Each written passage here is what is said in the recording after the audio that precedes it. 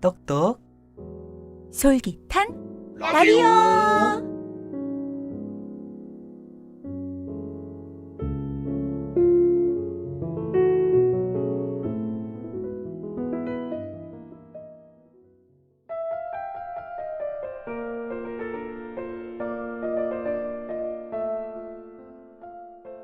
푸른 곰팡이 이 문제.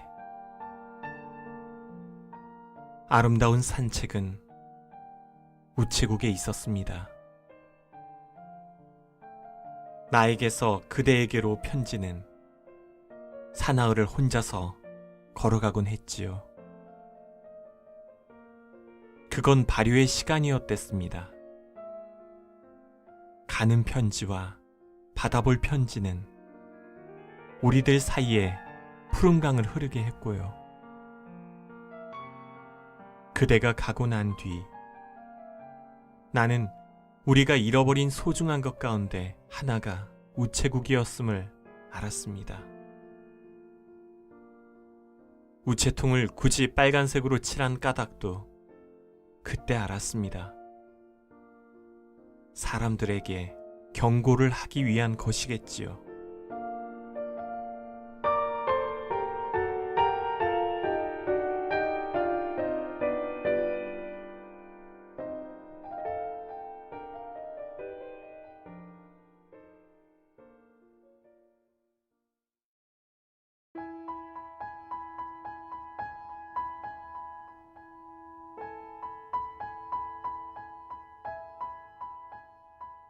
소설 들려주는 여자.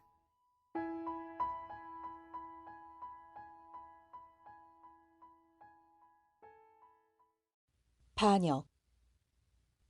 선우휘. 사람이란 저마다 마음이라는 것을 가지고 있다 라고 하면 너무나 당연한 소리여서 멋도 맛도 없다 할 것이다. 그런데 그놈의 마음이란 것이 이상 야릇한 것이어서 알 것 같으면서 모를 것이 남의 마음일 뿐 아니라 때로는 자기 자신의 마음조차 가늠하기 힘든 것이고 보면 사람의 마음이란 언젠가도 풀 길 없는 가장 골치 아픈 인간의 영원한 수수께끼인지 모른다. 나에게는 동고향인 김죄희라는 중마지우가 있는데 이 이야기는 그에 관한, 아니 그보다 그의 마음에 관한 것이다. 그렇다고 내가 그의 마음의 창문을 들여다보고 누구보다 더 잘 안다고 믿는 탓은 아니다. 요즘 와서 내가 더욱더 내 자신의 마음을 모르게 되었다고 자탄하는 주제에 내가 남의 마음인 그의, 김죄희의 마음을 알 까닭이 없는 것이다. 그러나 나는 감히 그의 이야기를 쓴다. 그것은 그의 마음을 헤아리는 것이 어쩌면 나 자신의 마음을 가늠할 수 있을는지도 모르는 까닭이다.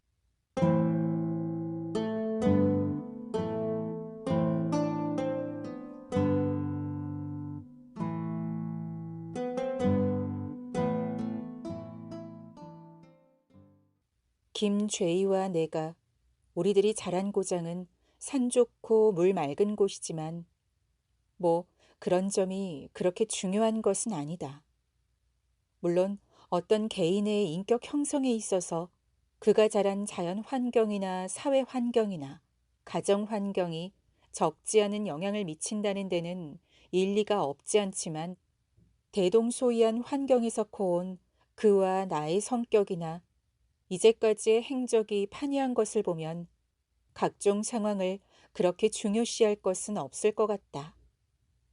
한마디로 말해서 우리들이 자란 고장이란 봄이면 진달래가 피는 산이 있고 개나리에 뒤이어 민들레꽃이 피는 들 한가운데를 맑은 냇물이 흐르는, 그리고 착한 사람도 짓궂은 사람도 함께 어울려 사는 그런 시골이었다.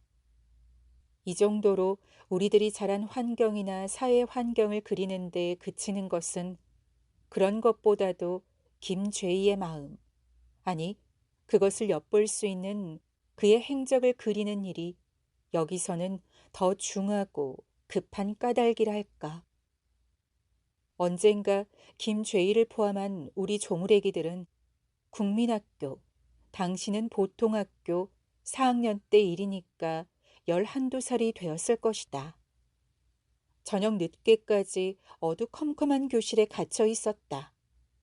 어느 누구에게 무슨 큰 실수가 있었던 것은 아닌데 우리네 반에 어느 누군가가 같은 학년에 어떤 계집애한테 작지 않은 흙덩어리를 던져 조금 면상을 상하게 했다는 것이 우리 조물애기들이 어둡게까지 교실 안에 감금된 까닭이었다. 우리들 어느 누구도 우리들 가운데에 누가 그랬는지 그것을 몰랐다. 엄격히 따지면 흙덩어리를 던진 장본인을 제외하고는.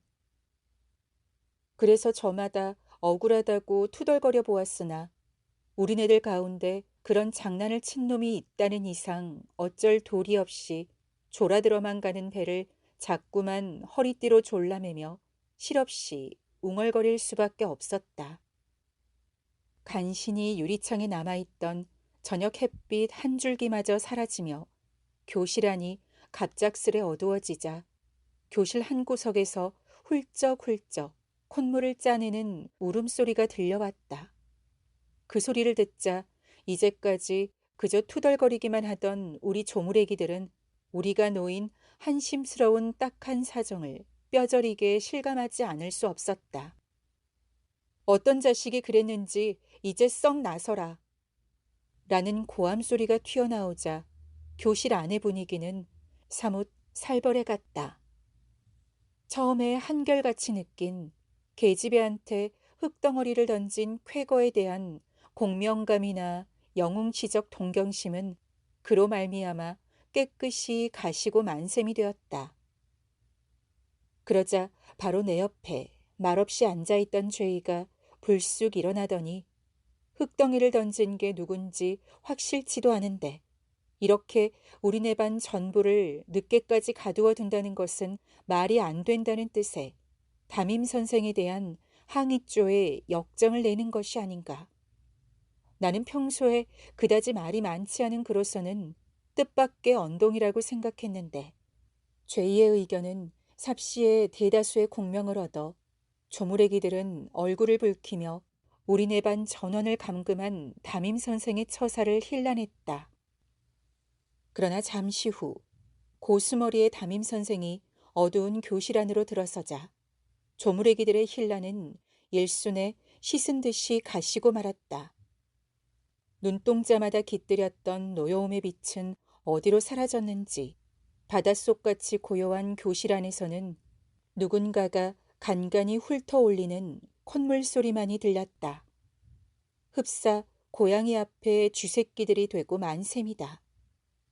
교단으로 올라선 담임 선생은 한번 쓱 우리들을 훑어보더니 언놈인지 이제 정직하게 호명하고 나서 봐 라고 일렀다.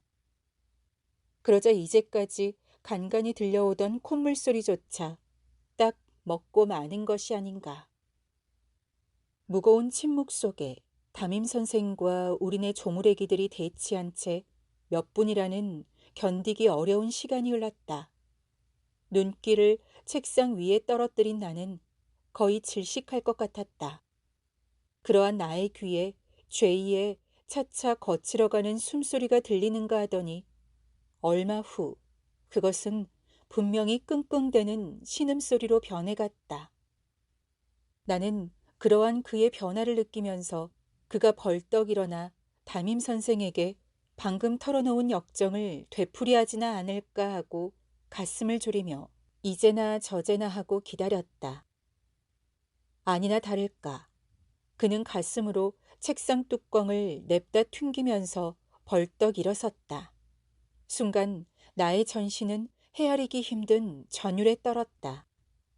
그런데 그렇게 일어난 그의 입을 튀어나온 것은 내가 기대한 것과는 너무나 어긋난 뜻밖의 말이었다. 그는 고함치듯이 이렇게 말했다. 선생님, 그것은 제가 했습니다. 나는 아연 실색했다. 담임 선생이 교실로 들어오기 직전 흙덩어리를 던진 게 누군지 확실치도 않은데 이렇게 우리네 반 전부를 늦게까지 가두어 둔다는 것은 말이 안 된다고 선동하고 나선 것은 바로 다름 아닌 그가 아니었던가. 한편 담임 선생은 그렇게 실토하고 나선 그를 흰자위가 승한 눈으로 한번 흘끗 쳐다보며 너냐? 하고 그러나 조금 뜻밖인 표정을 짓더니 그럼 너 모두들한테 미안하다고 사과해. 너 하나 때문에 이렇게 늦게까지 남아있어야 했으니까. 하고 일렀다. 그 소리에 그의 얼굴이 잠시 불그락 푸르락 하더니 끄덕 고개를 숙이며 미안해 하고는 입을 한 일자로 꾹 다무는 듯이 보이는 일순 울음을 터뜨리면서 책상 위에 엎드리며 두 팔을 엮어 얼굴을 가려버렸다. 우리네 조무래기들은 모두 얼떨떨한 표정을 지었다. 어떻게 이렇게 된 것인지 얼른 가늠할 수가 없었던 때문이었다고나 할까. 잠시 후 죄인은 담임 선생에게 끌려 직원실로 가고 우리들은 모두 감금에서 풀려 어두운 교실을 뛰어나왔다. 그러나 운동장으로 나온 나는 곧장 집으로 가지 않고 아름드리 느티나무 밑으로 가서 쪼그리고 앉아 그가 놓여 나올 때까지 기다리기로 했다. 나는 아무리 하여도 그가 계집애한테 흙덩어리를 던진 장본인이라고는 생각할 수가 없었던 탓이다. 그리고 그의 집은 학교에서 올이나 떨어진 나와 같은 마을에 있었다. 둘레가 완전히 어둠에 쌓였을 때 나는 고개를 숙이고 축 어깨를 들인 그가 검은 책보를 옆에 끼고 학교 현관을 나서는 것을 보자 벌떡 몸을 일으켜 다른 박질을 쳐서 그에게로 다가갔다. 그는 그렇게 다가간 나를 보자 흘끗 한 번 쳐다보고는 말없이 그저 걸음을 옮겼다. 나는 어둠 속에 희미하게 보이는 그의 얼굴을 조심스레 건너다 보며 그의 옆에부터 걷고 있다가 교문을 저만큼 뒤로 하고서야 나직한 목소리로 물었다. 너 그거 정말이니? 그러나 그의 대꾸가 없었다. 나는 한번 발에 걸리는 돌멩이를 걷어차고 나서 난 네가 한 것 같지 않은데. 그러자 그는 역정을 내듯이 대꾸했다. 내가 했으니까 했다 그랬잖아. 그러나 나는 그것으로 만족할 수가 없었다. 잠시 또 말없이 걷고 있다가 그 계집애가 흙덩이로 얻어맞았을 때 넌 나하고 뒷산에서 아카시아 꽃을 훑어먹고 있지 않았어? 하고 따져들었다. 나의 그 말에도 한참 동안이나 그는 대꾸가 없었다. 네가 안 하고 어째 했다고 나섰어? 내가 그렇게 연거푸 다그치자 그제야 그는 무거운 듯이 다시 그 입을 열었다. 사실은 내가 아냐. 그런데 왜 나섰어? 또 한참 동안이나 그의 대꾸가 없었다. 나는 은근히 그의 대꾸에 바라는 게 있었다. 그것은 내가 얼마 전 학교 도서실에서 빌려본 책에서 우리네에 아까의 일과 비슷한 사건이 일어났을 때 어느 어린 학생이 억울하게 남아있는 반원들을 위해 자기 희생을 각오하고 나섰다는 소영웅이라는 이야기를 읽은 기억에서 어쩌면 그가 그러한 희생정신을 발휘한 것이 아닌가 생각했던 까닭이다. 그러나 잠시 후 들려준 그의 사연은 나의 기대에 어긋났을 뿐 아니라 그가 자처하고 나섰다는 동기라는 것이 그때의 어린 나로서는 도저히 이해할 수가 없는 것이었다. 다소 무거운 입을 연 그는 왜 그랬는지 그건 나도 모르겠어. 나는 그의 말꼬리가 사라지기도 전에 뭐? 네 자신도 모르겠다고? 하고 반문하지 않을 수 없었다. 그러자 그는 나도 모르겠어. 선생님이 들어오기 전에는 우리들을 공연실에 가둬두는 선생님한테 역정이 갔는데 선생님이 들어와서 그런 놈은 호명하고 나서라고 하자 그따위 짓을 하고 입을 다물고 있는 놈이 미워졌어. 그는 잠시 뜸을 들이더니 그런데 잠시 후 어떻게 된 건지 그렇게 화를 낸 내가 미워졌어. 건 뭐야? 나는 어둠 속에서 여우한테나 홀린 것 같은 느낌이 들었다. 글쎄, 건 나도 모르겠대도. 나는 더욱 머리가 어수선해져서 그래서 네가 했다고 일어섰단 말이야? 그것도 잘 모르겠어. 어떻게 일어나서 그런 말을 했는지 그것도 잘 모르겠어. 그럼 나는 더듬거리고 나서 그럼 선생님한테 그 말을 했어? 하고 또 다그쳐 물었다. 아니, 할까도 생각했었는데 왠지 그러기가 싫었어. 이건 도무지 모를 일이라고 나는 내던질 수밖에 없었다. 올이나 되는 어둠길을 그와 나란히 서서 걸으면서 나는 김죄희가 무슨 괴물이 아닌가 하는 생각에 뇌골을 어지럽혔다. 그렇게 자기가 하지 않은 죄를 스스로 뒤집어 쓴 그는 그 후 그 벌로 한 달가량이나 교실 소재를 하지 않으면 안 되었다. 그 당시를 생생히 되살릴 때마다 나는 이상 야릇한 감회에 젖는다. 그리고 그가 그 뒤 나와 함께 입학한 중학교에서 보여준 또 하나의 이상한 행동을 되새기는 것이다. 그것은 그러니까 당시의 중학, 고등보통학교 4학년 때의 일이다. 여름방학이 끝나고 모두 제 고장으로부터 학교로 돌아온 우리들은 개학 이틀째 되는 날 기하를 가르치는 수학 선생을 배척하는 화려한 스트라이크를 벌여놓은 것이었다. 학생들의 선생에 대한 배척 스트라이크의 명분이란 예나 지금이나 맹랑한 것이지만 기억을 되살리면 그 수학 선생이 아주 깐깐한 성격에서 채점에 인색했던 탓이었다. 우리들 가운데 1학기 성적의 낙제 점수인 60점 이하를 맞은 학생이 거의 반수나 되고 보니 그때의 나이로서 그럴 법도 한 일이었다. 낙제점을 면한 축도 80점 이상을 맞은 학생이 하나도 없었던 만큼 배척의 기세는 대단했다. 우리들은 한결같이 몇몇 선동자들의 선동에 뇌동하여 기하 시간에 그 수학 선생이 교실 안으로 들어서기만 하면 일제히 일어나서 책가방을 들고 교실을 나와버린다는 전술을 쓰기로 하였다. 모두 제자리에 앉아 책상 밑에 가방 위에 한 손을 얹고 수학 선생이 나타나기를 기다리는 우리들의 가슴은 그야말로 서스펜스와 스릴에 충만해 있었다. 아마 어떤 경우에 있어서도 반항의 심리에는 그렇게 취하는 듯 싶은 서스펜스나 스릴이 섞여 있는 것인지 모른다.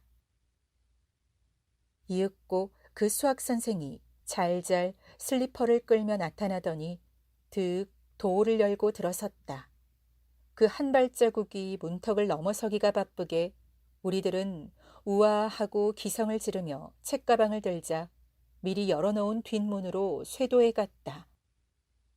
우리들은 삽시에 교실을 비우고 복도를 거쳐 교정으로 뛰어나가자 축구 골문이 있는 곳으로 몰려갔다. 그리고 쾌감과 불안이 범벅이 된 일종의 허한 마음을 가라앉히려는 듯이 저마다 공연히 기성을 울렸다. 나는 거기 끼어서 허튼 소리를 털어내다 보니 김죄희의 모습이 보이지 않았다. 어찌 된 일일까? 잠시 후 한 사람 한 사람 입을 다물어 으스스한 고요가 머리 위에 내려앉게 되자 누군가가 김죄희는 나오지 않고 교실에 혼자 남아있다고 했다. 그 소리를 들은 나의 가슴은 뜨끔했다. 어쩌자고 혼자 남았을까? 잠시 후 그것을 확인하는 척후가 뽑히게 되었는데 그것은 공교롭게도 내가 지명되었다. 나는 난처한 나머지 스스로 얼굴이 울상으로 이그러지는 것을 깨달았으나 살벌한 분위기에서 거절할 도리가 없었다.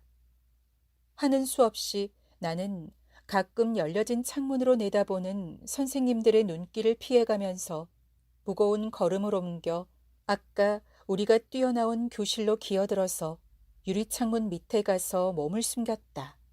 그리고 가만히 고개를 빼어 유리창 너머로 겁먹은 시선을 안으로 보냈다. 나의 눈길에 잡힌 것은 이상스럽고도 감명 깊은 광경이었다. 교단에 선 수학선생은 교실 뒤편에 혼자 남아있는 김죄희를 상대로 까딱도 않고 수업을 하고 있는 것이 아닌가. 나는 잠시 동안 나의 척후 임무를 잊고 그 광경에 취하지 않을 수 없었다. 그러나 눈여겨보니 홀로 교실에 남아있는 김죄희는 한 팔을 구부려 얼굴을 가린 채 훌쩍훌쩍 울고 있는 것이 아닌가. 그것을 확인하는 순간 헤아릴 수 없는 세찬 전율이 나의 전신을 스치더니 그것은 뒤이어 파상적으로 엄습해왔다. 잠시 후에 제정신을 거둔 나는 살그머니 그곳을 빠져나와 다시 축구 골문이 있는 데로 돌아가 내가 확인한 광경을 여럿에게 들려주었다. 그러나 김죄희가 울고 있더라는 것만은 말하지 않았다. 며칠 후 스트라이크의 선동자 몇 명이 무기정학을 맞는 처벌로 다시 학교는 잠잠해졌는데 무기정학을 당한 선동자들이 다시 복교하기 전에 김죄희는 자진해서 학교를 그만두고 말았다. 물론 그것은 그가 동급생들의 눈총을 맞게 되어 외톨이가 된 데 그 원인이 있었지만 내가 추측하기에는 그런 까닭만은 아닌 듯 싶었다. 스트라이크가 가신 며칠 뒤 같은 하숙에 있었던 내가 그에게 그때 교실에 혼자 남은 까닭을 묻자 그는 어린 시절 스스로 죄를 짊어지고 어둠길에 돌아갈 때 그가 나에게 준 말과 꼭 같은 대꾸를 하는 것이었다. 왜 그랬는지 그건 나도 모르겠어. 그러나 내가 더 그 사연을 다그쳐 묻자 이렇게 혼잣말처럼 중얼거렸다. 내가 아마 가장 나쁜 기하 점수를 맞았을 거야. 50점이었으니까. 나도 누구 못지않게 수학 선생을 싫어했지. 그런데 모두 우르르 밀려나가는데 어떻게 된 일인지 마루에 붙은 발이 떨어지지 않고 허리가 펴지질 않는단 말이야. 그래 하는 수 없이 그대로 주저앉아 있었지. 어째 그랬을까? 그리고 그가 들려준 그의 말을 나는 어릴 때 그가 들려준 그것보다 조금은 이해할 수 있을 듯 싶었다. 내가 만약 자네처럼 60점 이상의 급제 점수를 맞았더라면 나도 함께 밀려나갔을지도 몰라. 금세 그의 말뜻을 알아새기지 못한 우둔한 나였지만 그와 나란히 자리를 같이 하고 누워서 곰곰 생각하자 어느 정도 그의 마음씨를 헤아릴 수 있을 것 같았다. 그만은 최하 점수를 맞은 것으로 자처하는 그 자신만은 김죄희는 그럴 수 없었던 것이다. 차마 그 수학 선생을 배척할 수가 없었던 것이다. 반항할 수가 없었던 것이다. 그의 마음이 그것을 용허하지 않은 것이다. 그 후 고향으로 돌아간 그가 그 다음 해 전문학교 입학 자격시험을 거쳐 무난히 패스했다는 소식을 듣고 나는 나의 우등 졸업보다도 더 기뻐했다. 얼마 후 나는 그가 일본의 모 관립고등학교에 무난히 입학한 것을 축하할 수 있는 이중의 기쁨을 가졌다.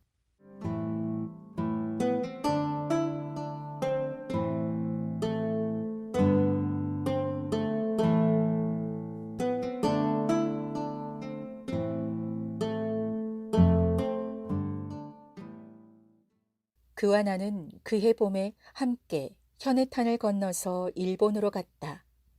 나는 사립대학의 고등학교에 입학했던 탓으로 그와 만나기보다는 서신 교환으로 우정을 나누는 편이 더 많았다. 방학 때는 고향으로 돌아와 함께 무전여행도 즐길 수 있었는데 그는 고등학교의 알트 하이델베르히적인 청춘 국가의 기풍에 젖기보다는 차차 더 내성적인 자기 탐구의 차원으로 그 스스로를 몰고 가는 듯이 보였다.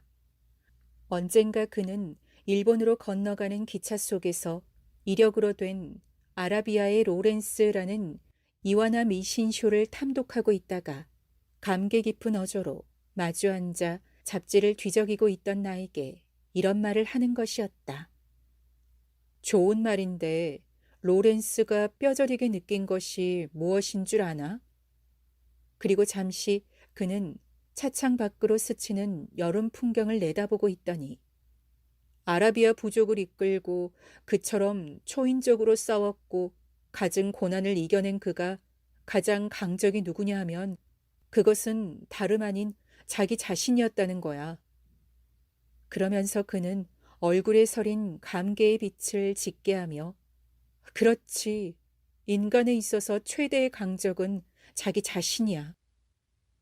나는 그 무렵 제멋에 겨워 잔뜩 싱거웠던 만큼 그의 그러한 이야기는 나의 마음의 핵심을 건드리지 못하고 그저 귓전을 스쳐 빗나가고 말았던 것이다. 최대의 강적은 자기 자신. 그 말은 나에게는 너무나 거리가 먼 생소한 말이 아닐 수 없었다.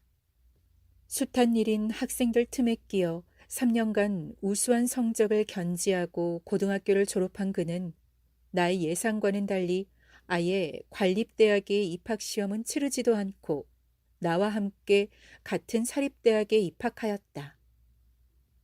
그때의 일반적인 학생 풍조에서 그러한 그의 대학 선택은 납득이 가지 않는 일이었다. 나는 또 한 번 그에게 의문을 던지지 않을 수 없었다. 그러나 그의 대답은 거침없이 시원스러운 것이 도리어 오만에 가까웠다. 물론 시험만 치렀으면 나는 어떤 관립대학에도 들어갈 수 있었지. 그럼 이 대학의 어느 교수 때문에? 아니, 그런 것도 아니야. 다시 다그쳐 묻는 나에게. 거기의 고등학교 학생들이 무엇에 들린 것처럼 관립대학에 들어가려는 꼴이 싫었어. 다만 그뿐인가? 능히 얻을 수 있는 것을 포기하는 것. 말하자면 그것이 자기 자신에게 이기는 일이기도 하고. 자기 자신에게 이기는 일. 나는 마음속으로 그렇게 뇌까리고 그저 흐뭇이 웃을 수밖에 없었다. 김죄인은 무엇을 생각하고 있는 것일까? 그때부터 그러한 의문이 하나의 수수께끼로 나의 마음 한구석을 차지하게 되었다. 우리들이 대학에 다닌 2년간이라는 세월은 김죄이나 나의 반생에 있어서 그래도 비교적 한가하고 즐거웠던 기간일는지 모른다. 그것은 그 뒤에 우리들이 거의 쉴 새 없이 연이은 극한 상황 속에 몸을 떠맡겨야 한 때문이라고 할 수 있었다. 일본에 전시하이면서 우리들은 그렇게 큰 경제적인 불여의를 맛보지 않고 대학 생활을 즐길 수 있었던 것이다. 둘이 다 영화를 즐긴 편인데 나는 가끔 노점에서 내가 좋아하는 여배우의 브로마이드를 사들였으나 그는 그러한 나를 지켜볼 뿐 한 번도 나처럼 여배우의 브로마이드를 사들이는 일이 없었다. 한번 그가 읽고 있는 책갈피에서 사진 한 장을 발견하고 혹시나 했더니 그것은 배우 사진이 아니라 인도의 시성 라빈드라나드 타고르의 사진이었다. 나는 타고르의 사진이랑 어쩐 까닭이냐고 물었더니 그는 타고르의 사진을 물끄러미 들여다보며 이 얼굴은 보통 얼굴이 아니라고 말하는 것이었다. 나는 좀 빈정대는 가락으로 왜? 수염이 좋아서? 라고 물었더니 그의 대꾸는 아니, 이 얼굴은 자기에게 이긴 얼굴이야. 라고 대꾸를 하였다. 그의 그러한 대꾸를 듣고 나는 마음속으로 또 하나 혀를 찼다. 자기 자신, 최대의 강적. 언젠가 그가 기차 안에서 나에게 준 그 한마디를 되새겼던 것이다. 그와 하숙을 같이 하고 같은 대학을 다니면서 날이 갈수록 느끼게 된 것은 그와 나는 같은 고장에서 함께 어울려서 자라난 중마지우이면서 기실 마음의 핵심의 채색도가 달라져 가고 있다는 점이었다. 아니, 색채의 농도가 다른 것이 아니라 색채 자체가 다른 것인지도 몰랐다. 마음의 채색이 무엇인지 나 자신 그것이 확실치는 않았으나 그러한 느낌은 나의 마음에 어쩔 수 없는 실감이었다. 그러한 실감은 실제로 확인될 때가 왔다. 그것은 그와 내가 함께 소위 학병이라는 허울 좋은 징집에 걸리게 된 때였다. 며칠 동안 우리는 밤을 새워가며 서로의 고민을 나누었다. 그러나 주고받는 사설의 태반은 거의 내가 짓거리는 말이었다. 그는 그저 내가 하는 말을 묵묵히 듣고만 했고 내가 열띠어 무엇인가 물으면 이렇다 할 의견은 전개하지 않고 그저 그 가부와 찬부를 표시할 뿐이었다. 나는 그러한 고민 끝에 기피하기로 결정하고 그에게 그 결의를 말했더니 대꾸 없이 그저 고개만 끄덕거렸다. 나는 그가 나와 같은 결단을 내린 것으로 알고 그 구체적인 방법을 말하려 하였더니 그는 그 무거운 입을 열어 나는 자진 지원해 나가겠어 하고 말했다. 나는 그의 그 말에 깜짝 놀라고 말았다. 이때까지 그와 주고받던 이야기의 경위로 보아 그가 자진 지원하리라고는 거의 생각되지 않았던 까닭이었다. 뭐? 자진 지원한다고? 그러한 나의 언성은 한 옥타브나 튕겨 올랐다. 그럴 수밖에 없겠어. 그럴 수밖에 없겠다고? 그런 결론으로 전환될 수밖에 없어. 전환? 처음에는 안 나가려고 생각했었는데, 이제 와서 나가겠다는 건 어찌 된 거야? 나는 그동안 끌려 나가느냐 기피하느냐를 두고 자네 의견도 경청하고 내 자신 곰곰 생각해 봤는데 내가 그동안 기피하려는 편으로 기울어졌던 것은 자네 같은 명분과는 스스로 다른 데 있다는 것을 깨닫게 되었어. 나와 그 명분이 다르다고? 내가 기피로 기울어진 것은 한마디로 말해서 자네같이 민족 감정에서의 반발 의식 때문이 아니라 공포에 있었어. 공포? 나가서 죽을는지도 모르겠다는 공포감 때문이었어. 민족 감정의 발동은 제2차, 제3차적인 것이었어. 그야 누구나 그런 공포감이 전혀 없는 것은 아니지. 그러니까 나의 명분이란 쑥스럽고 대대한 거야. 여보게. 나는 그의 마음씨가 어쩌면 그렇게도 돌아갈는지 모르겠다는 다소의 불안을 느끼고 있었던 만큼 그의 그 말에 크게 놀라지는 않았으나 예와는 달리 그의 마음이 그렇게 기울어진 데 대해 자신 있는 반발을 느끼며 공포감이 그래 어떻다는 거야. 그 자체 훌륭한 명분이지. 우리들이 느끼는 공포감에는 일본 애들의 경우와는 달리 우리들에게는 한 가닥의 의의도 발견될 수 없다는 가치관이 작용하고 있어. 아니, 내 경우는 단순한 공포뿐이야. 단순한 공포감? 자네 그것이 뭐가 그렇게 나쁜가? 그래, 자네는 그러한 자기 자신의 공포감을 이기기 위해 맹랑하게 자네의 목숨을 잃어도 좋단 말인가? 음, 어떻든 내 자신의 마음이 깊이를 용서치 않아. 바보 같은 소리 좀 작작해.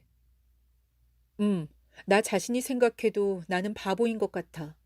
그렇지만 마음이 그런 걸 하는 수 없지. 나는 속수무책으로 단정하고 내던지는 수밖에 없었지만 그대로 입을 다물고 있을 수가 없어서 이번 경우만은 자네의 그런 결단에 공감이 안 가는 걸. 자네 그렇게 그 마음인가에 집착하다가 언젠가 자기 모순에 떨어져 일을 그르치는 게 아니야? 그러나 나의 그 말 따위로는 그의 얼굴 표정은 미동조차 하지 않았다. 꾹 입을 다문 채 그는 그저 하숙방에 열려진 들창 너머로 손바닥만한 푸른 하늘을 올려다볼 뿐이었다. 그런데 기피하기로 결심한 나의 소원은 이루어지지 못했다. 나는 친척집이니 절간이니 두루 숨어 다니다가 지원 마감이 훨씬 지난 뒤에 형사에게 붙들려 하는 수 없이 지원을 강요당하고 말았다. 결국 나는 초겨울의 어느 날 우스개나 만화감 같은 전송을 받으며 쑥스러운 일장기를 어깨에 가로맨 채 정이 든 고장의 조그만 정거장에서 기차를 타야 했다.